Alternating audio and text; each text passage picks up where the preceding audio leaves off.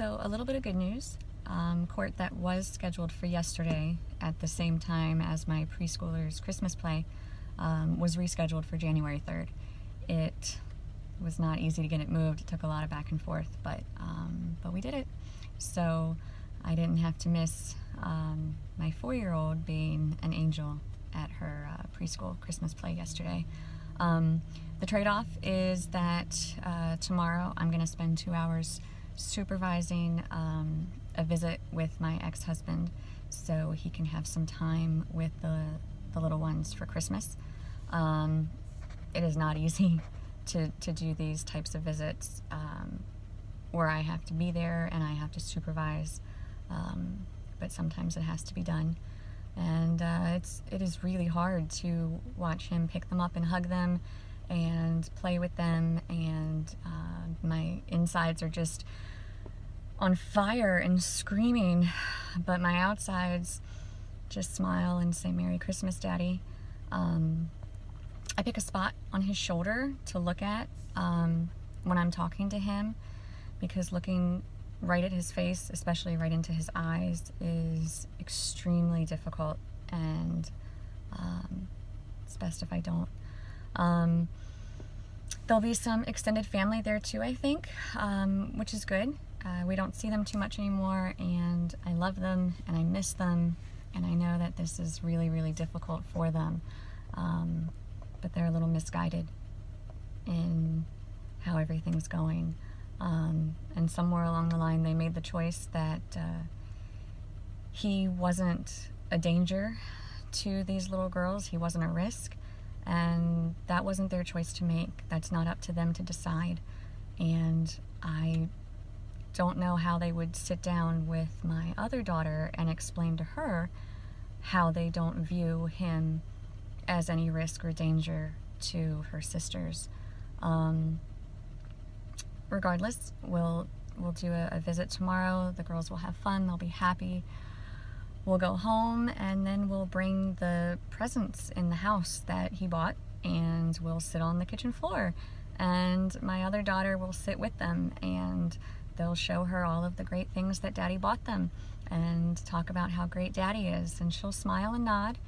And even though this was her daddy and he's not anymore, and it hurts her to know that there's still this relationship that feels unsafe, but we're trying to keep it safe. And she won't tell them, she won't say anything otherwise. She'll just smile and nod and let them show her and talk to her about everything, because I'm not the only one that carries this burden for those little girls. She does too. We don't ever want them to hurt, but they do.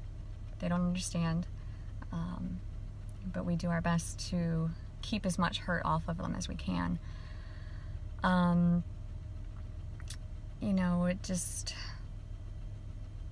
There's no path that doesn't hurt someone. There's no option where everybody's happy. There's no perfect answers, and it's just really hard. It's like a life sentence of pain almost. Like life will never be okay. But we hope it will. But the situation I'm describing tomorrow, these are the things that we're dealing with all day, every day.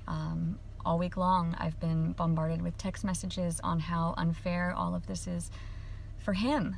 Angry that I won't come to his house, and angry that I won't let him communicate with my middle daughter on a tablet. There's always something's always unfair, and my position is always completely dismissed. Everything boils down to the thought process that I'm just angry, that I'm just vindictive, that all he did was make a mistake and I'm totally overreacting and I shouldn't be behaving this way. And the one that really gets me fired up is the comments that I am punishing these children, that I'm hurting them just because I'm angry. It's really hard to have your thoughts and feelings completely dismissed, but especially in a situation like this, it's tough. Anyway, court, January 3rd. that's going to be difficult, but we're going to be preparing for it, and hopefully things go our way and I don't have to keep going back in there over and over and over again, and I don't have to keep catering to his requests and things like that. And again, we're still just working to try to get the laws in place so that these burdens don't have to rest on the shoulders of the family that's left behind trying to keep it all together. It sure would be nice if my family could have some safety and some freedom one of these days. We're at 22,000 signatures. It's incredible. I can't believe it. We've made it that far. But it seems like we've kind of stalled off. There hasn't really been much progress this week. So if you guys could keep sharing, that would be great. If you have a couple dollars that you could chip in so change.org will do the sharing for you, that's even better. And if you could just keep us in your thoughts and prayers over Christmas and as we head to this court date of January 3rd. Thank you so much.